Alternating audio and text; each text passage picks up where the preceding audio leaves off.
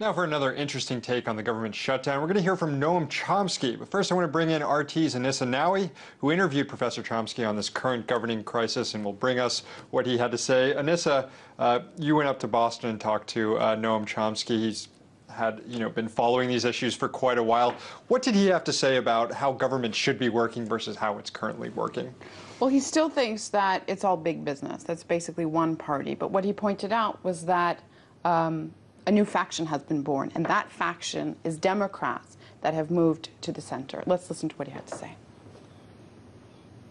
There used to be a kind of a quip that the United States was a one-party state with a business party that had two factions, the Democrats and Republicans. And that was pretty accurate, but it's not anymore. The U.S. is still a one-party state, the business party, but there's only one faction. And it's not Democrats, it's moderate Republicans. Today's Democrats have shifted to the right.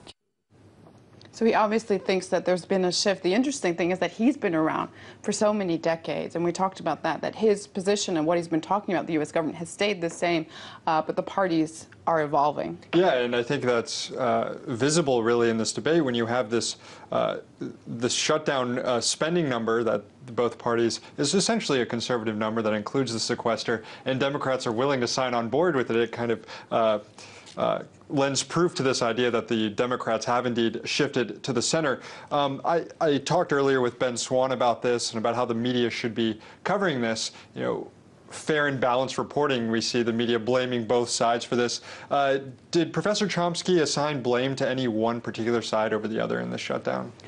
Chomsky is very clear that he thinks the entire situation is a farce. He doesn't hide that. But he did talk about how Republicans have gone so overboard. I mean, they become something incredibly that almost shouldn't be real, that it's become such a farce.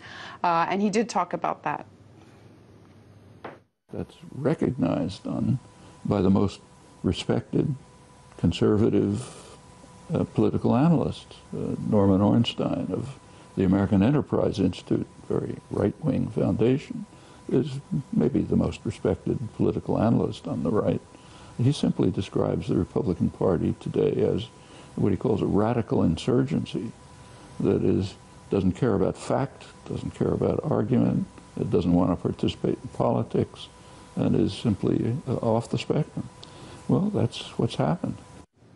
And that party is essentially who the president is trying to negotiate with. Right, and they've gotten us into this situation with a shutdown where they're now piecemeal funding the government. So it's no longer that they're talking about spending cuts. They're now opting in, choosing which programs to spend. And if we get to the debt limit situation, then it'll be the entire government that they'll pick and choose what we pay down and what we don't. That seems to be a pretty radical way that we haven't seen governing worked out. What else did the two of you discuss, you and Professor Chomsky? We discussed quite a lot internationally about what's happening about U.S. foreign policy, and we talked about Iran, about the new president. Chomsky seems fairly pessimistic that we'll see any changes in Washington. He thinks all of it is in Washington's court right now. The ball is in Washington's court, but until basically the U.S., or he said the way he put it was the West, stops taking the U.S.'s lead in terms of finding a negotiated diplomatic solution and supporting Israel completely, there's no way that the situation is going to change. Interesting. He's certainly someone worth paying attention to. He's been right in the past. So,